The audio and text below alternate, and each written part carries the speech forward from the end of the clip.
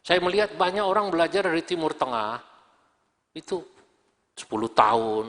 Kalau tidak dipakai ilmunya ya tak jadi orang alim.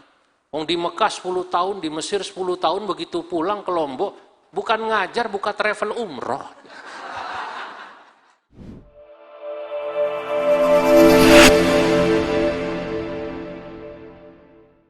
Saya mau cerita tapi rahasia, jangan ngomong-ngomongin. Beberapa waktu lalu, datang kepada Abah Wapres. Abah Wapres cerita pada saya, utusan Syekhul Azhar. Syekhul Azhar kebetulan Prof. Ahmad Thayyib adalah ketua Majelis Hukama'il Muslimin. Datang menemui Abah Wapres, Profesor Dr. K. Ma'ruf Amin. Dalam pertemuan itu, beliau mengatakan para ulama dari Timur Tengah, Mesir dan lain sebagainya, Bapak Wapres, Bapak Kiai, sekarang ini bukan zamannya orang Indonesia katanya belajar lagi Islam dari Timur Tengah. Atau orang Indonesia merasa kecil, minder sama ulama Timur Tengah. Tidak. Justru sebaliknya. Sekarang ini zamannya kami dari Timur Tengah yang belajar dari Indonesia. Kenapa begitu? Karena kami melihat justru Indonesia inilah negara yang sudah mengajarkan dan mengamalkan hidup toleran, berdampingan, dan penuh kasih sayang kepada masyarakat yang berbeda dengan mereka. Kami tak akan mengajarkan toleransi kepada orang Indonesia. Kami orang Timur Tengah lah yang belajar toleransi, kesantunan, kasih sayang kepada orang Indonesia. Saudara, ini bayangkan orang Timur Tengah. Kenapa? Karena mereka melihat di Timur Tengah itu, jangankan orang beda agama, satu agama, pilihan politik bisa bunuh-bunuhan. 3 tahun lalu, kurang lebih, hampir 4 tahun, saya bertemu dengan Mufti Mesir, Syekh Syauqi Allam. Mesri anti, insyaallah, ya Sidi. Saya bertemu dengan Syekh Syauqi Allam, saya undang Syekh Syauqi Allam ke Indonesia untuk menghadiri International Conference on Fatwa. Beliau tak bisa karena sedang menguji doktor muridnya di Azhar, tapi menyampaikan salam ya kepada K. Ma'ruf Amin. Tolong sampaikan salam kepada Abah Wapres. Saudara, lalu saya dari Mesir, saya ke Sinai. Lalu saya ke Aqsa. Di Mesir, yang dikenal sebagai kiblat ilmu. Orang Mesir selalu mengatakan, Qum fi famid dunya wahayyil azhara. Itu syairnya orang Mesir. Anda ini sedang berada di mulut dunia, mulut ilmu. Tapi Mesir dalam bab toleransi belajar ke kita.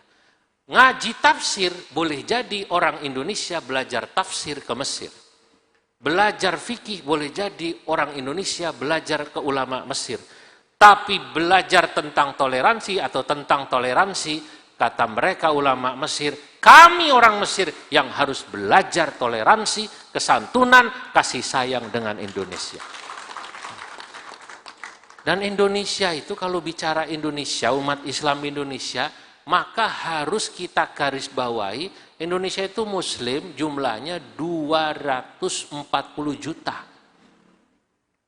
Dari 240 juta, ya, separuhnya semua mengaku sebagai warga NU. Jadi kalau Indonesia terkenal dengan kesantunannya, itu berarti secara umum seperti yang dikatakan Pak Gubernur tadi, Muslim Indonesia dikenal kesantunannya, berarti karena separuhnya adalah warga NU, berarti bapak-bapak ibu inilah yang membuat Islam Indonesia yang santun, yang ramah, yang toleran, terkenal di seluruh dunia. Alhamdulillah. Di Mesir, di Sinai Utara, orang sedang sholat Jumat, dilempari bom molotov. Yang melempari Muslim, sambil mengucapkan takbir, Allahu Akbar. Begitu yang sedang sholat Jumat keluar, ditembaki. Menembakinya sambil takbir, Allahu Akbar, dor, dor, dor, di Sinai Utara. Meninggal 200 orang. Yang mati Muslim. yang membunuh Muslim. Gereja di Koptik di Mesir dibom. Di Indonesia alhamdulillah tidak.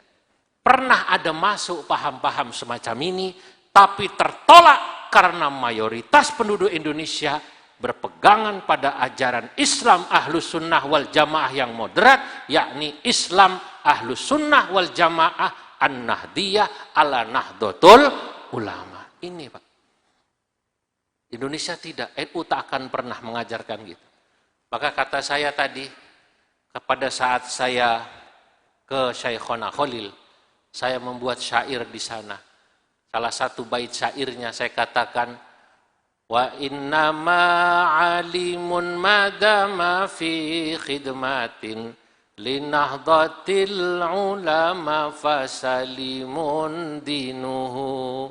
Jika ada orang alim, dia mau berkhidmah kepada Nahdlatul Ulama, mau masuk jadi pengurus NU, mau membangun sekolah dan pesantren NU, mengajari masyarakat umat ajaran NU yang tawassut, tawazun, iktidal, tasamuh, maka insya Allah bukan saja dia selamat agamanya, tapi umatnya juga selamat.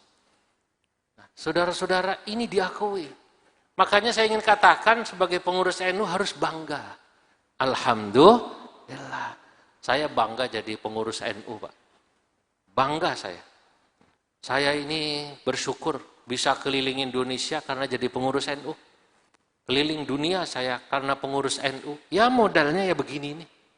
Ya, saya bicara di Amsterdam, di Vrije University tentang Islam Nusantara. International Conference on Islam Nusantara di Amsterdam. 200 lebih akademisi se-Eropa kumpul. Mereka bertanya, apa itu Islam Nusantara? Oh, saya katakan, Islam Nusantara innama huwa islamu ahli sunnah wal jamaah an-nahdiyah. Islam Nusantara itu ya Islam ahlus sunnah wal jamaah yang bangsa NU. Kenapa kok pakai kata-kata yang NU? Sebab banyak orang mengaku aswaja tapi beda dengan NU. Ngaku aswaja tapi beda. Saudara kita Wahabi itu ngakunya aswaja, tapi ziarah kubur haram. Tawassul haram. Maulid Nabi haram. Rajaban, Isra Mi'raj haram. Haul haram. NU tidak. Wayang haram. NU tidak. Apa yang membedakan? Salah satunya karena NU itu ulamanya sejak zaman Syekh Nawawi. Itu ulamanya punya kemampuan untuk mengkontekstualisasikan nilai-nilai yang ada dalam nas Quran hadis disesuaikan dengan realitas budaya dan adat masyarakat. NU itu tidak kaku. Oh, di kampung ada tradisi orang meninggal selamatan 3 hari, 7 hari, 40 hari, 100 hari, 1000 hari. Di Lombok ini ada? Nah, dilihat apa isinya. Oh, isinya doa.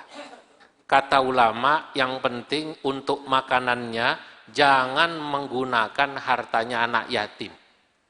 Untuk makanan kuehnya ini, kalau mau bikin tahlilan, yang penting jangan pakai hartanya anak yatim. Boleh akuanya dari Darul Falah atau snacknya dari Bank Syariah Indonesia. Iya, kan begitu. Iya. Atau dari mana tadi? Tidak masalah. Ada orang suka budaya. Loh, budaya itu indah. Karena memang yang namanya budaya itu merupakan satu khasais yang Allah ciptakan yang merupakan sunnatullah. Orang Lombok nih tak bisa disuruh sama persis sama orang Jawa. Orang Jawa suruh sama persis sama orang Sunda tak bisa, Pak. Orang Sunda tak bisa sama dengan orang Sumbar, Sumatera Barat. Begitu juga orang Indonesia tak bisa sama dengan orang Cina, India, dan lain sebagainya. Di Indonesia, sholawat saja, Itu kalau di Sunda, lagunya Sunda, Pak. Salatullah, salamullah, ala toha rasulillah. Salatullah, salamullah, ala yasin habibillah. Ini Ujang, Asep, itu begitu. Nanti kalau Bapak ke Sumatera Barat, sholawat itu jadi lagunya lagu Ayam Delapeh. Ya Nabi salam alaika, ya Rasul salam alaika, ya Habib salam alaika, salawatullah alaika. Masya Allah. Nanti kalau Anda ke Cina, itu yang namanya sholawat jadi lagu Jet Li. Loh, saya pernah ke Cina, saya punya teman alumni Pakistan. Saya tak pernah kuliah di luar negeri, tidak. Saya ini asli produk Nusantara. Saya ngaji dengan guru saya, Kiai Sahal Mahfud. Saya tak pernah belajar di luar negeri. Madarastu fi syarqil ausat, bal darastu fi jawil wustah. Ya, saya belajar di Jawa Tengah. Tapi saya yakin produk asli pesantren NU itu tidak kalah yang dari Timur Tengah. Saya melihat banyak orang belajar dari Timur Tengah, itu 10 tahun. Kalau tidak dipakai ilmunya ya tak jadi orang alim. Wong di Mekah 10 tahun, di Mesir 10 tahun, begitu pulang ke Lombok, bukan ngajar, bukan travel umroh. Tak bisa jadi orang alim dia. Tapi kalau dia mengajar jadi orang alim, dia bisa menulis kitab. Tahaddusan bin ni'mah. Saya menulis kitab walaupun saya tak pernah belajar di luar negeri. Kitab saya yang pertama saya beri nama Al-Fatwa wa ma la yanbaghi lil mutafaqqihi jahlu. Ya bahath wa yatanawal an at-tatbiqatil usuliyah fil fatawa Indonesia. Ini kayaknya manggut-manggut paham apa bingung, Pak?